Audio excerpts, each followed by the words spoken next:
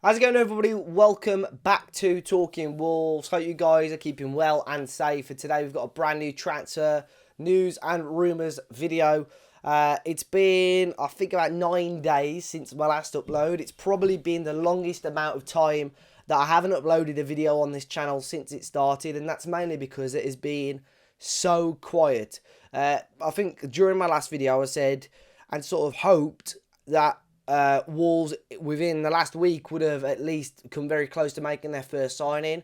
But if anything, it's even quieter than it was before. But we have got some news to go through today to keep you guys up to date. As always, let me know your thoughts in the comment section down below. We'll quickly start off with pre-season because in the last week or so, Wolves have confirmed 2 official friendlies. And I say official because Wolves are playing quite a few behind closed doors as well. There was one that is penciled in for a week or so's time against Burnley. But today, Saturday the 2nd, Wolves have also hosted Forest Green Rovers at Compton in a behind closed doors friendly. I'm trying to find out what the score of that game will be. If I do find out, I'll obviously let you guys know on the next video, and I'll be posting it out on our social medias today. As far as I'm aware, players such as Adama Traore did play. He was playing in a forward role with players such as Chem Campbell, but that's as much as I know at the moment. As soon as I've got some more information on that, I'll let you know. So the full pre-season schedule is pretty much obviously Forest Green today, Burnley in a week or so's time. We then go across to Alicante to play Deportivo Alaves and Besiktas over in Spain. And then the weekend after, we're playing up against Sporting and Farense, the 2 Portuguese clubs, obviously in Portugal. I'm booked to go to Spain. I'm toying with the idea of Portugal, but it's just the weekend after. So if anyone wants to come along with me, do let me know, because I probably need a companion for that game. But obviously there might well be other behind closed doors matches going on. It does happen quite often, but it's just so strange that this season, where the communication and talks between the club and fans is so little, that we're not getting any UK-based fixtures with fans involved. Really, really strange.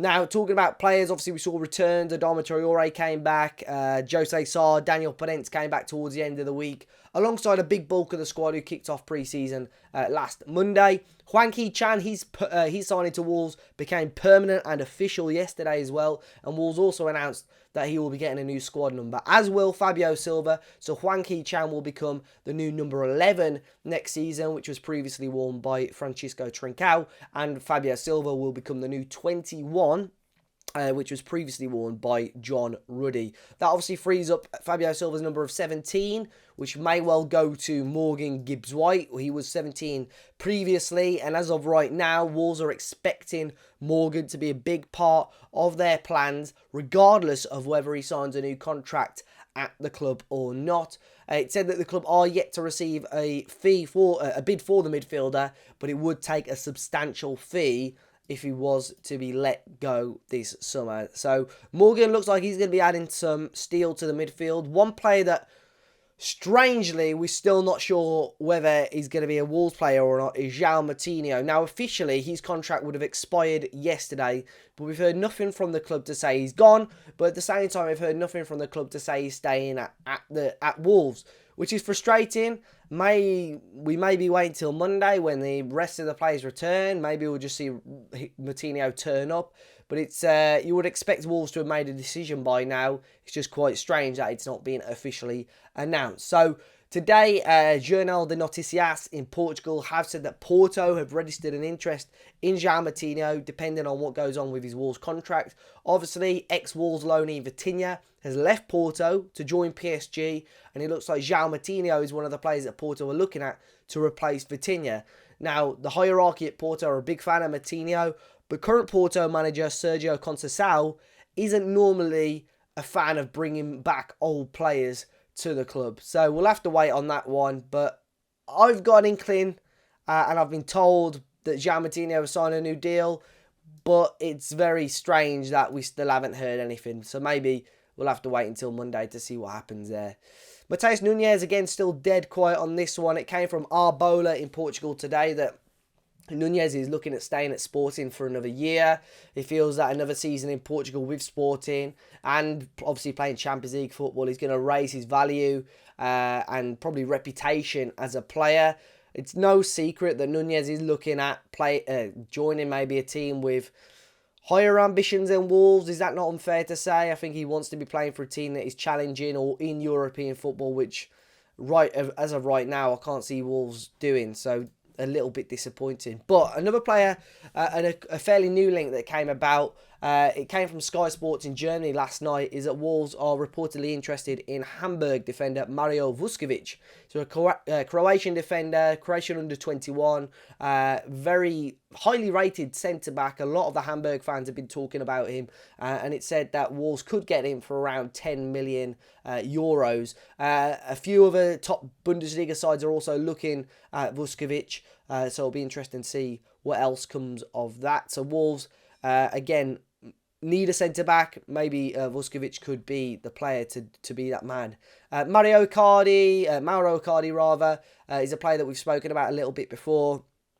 Such a strange link because he's probably not the type of player you would normally link with Wolves. Obviously, PSG had previously asked Jorge Mendes to see if Wolves would be interested.